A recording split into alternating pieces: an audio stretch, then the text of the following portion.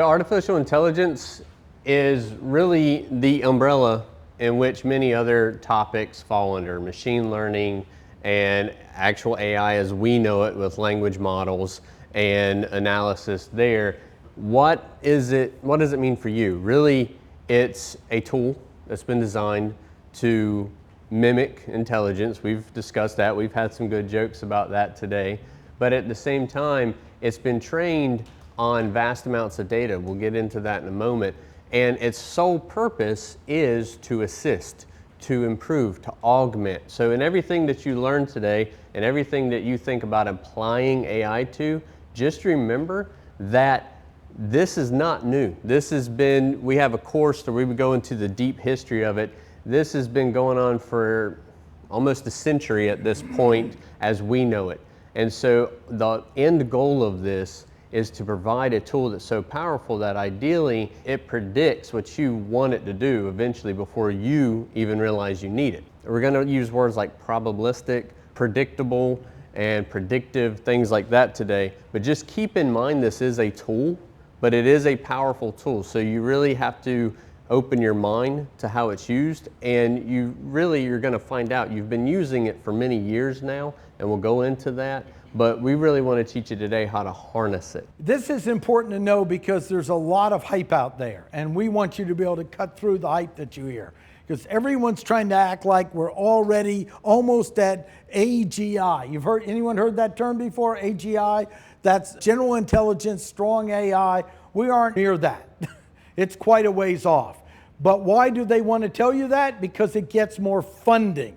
That's why everyone's going to act like the new Grok, it's smarter than anyone on the planet. Now, guess what? Elon's a great marketer. That's what he's great at. But understand that this is still a ways off. Where we are now is weak AI, and this is what we see, which is still amazing. This is these large language models training. So when you hear, well, now we have this great breakthrough in X, you want to go, where's the money coming from? Is he saying that because he wants more money? Or this will end the world, that's because he's part of the legislation that wants to get paid to control AI. So everything you need to listen to, who's behind it, what do they gain for saying that? Because it's harder and harder to discern what's actually going on. And to back up what Martin is saying, in the context of the everyday user, narrow AI is what we're experiencing now. It can complete tasks, it can make connections, it can analyze data, and it can perform tasks. However, when you hear about layoffs or things like that, essentially what it is it's taking the narrow AI, the language model like ChatGPT, it's giving it to a group of more advanced individuals in their trade or their craft, and it's expanding what they can do, and that's where you hear some of those downsizings. What really terrifies people about artificial general intelligence is that's when you get into these tools being able to truly excel at a variety of skills, which is what we can do, and complete a variety of skills in which I can give it a task as I would an employee or a partner or myself, and it'll carry those out with multi-different functions. That's what a lot of people are trying to push to. We're still a ways off of that, but that's why when you hear some of that in the news and people panic about it, that's what it is. It's not the Terminator. We're not worried about closing or opening bay doors or anything like that.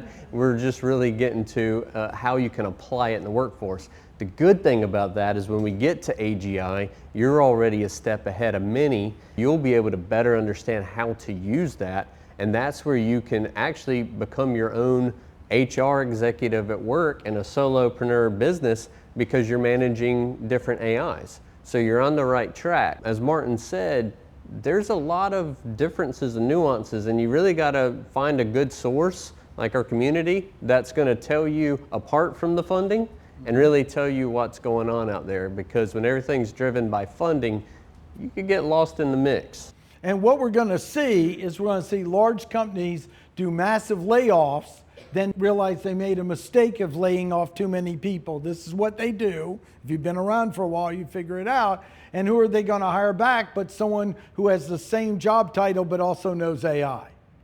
So just understand they're going to overlay off.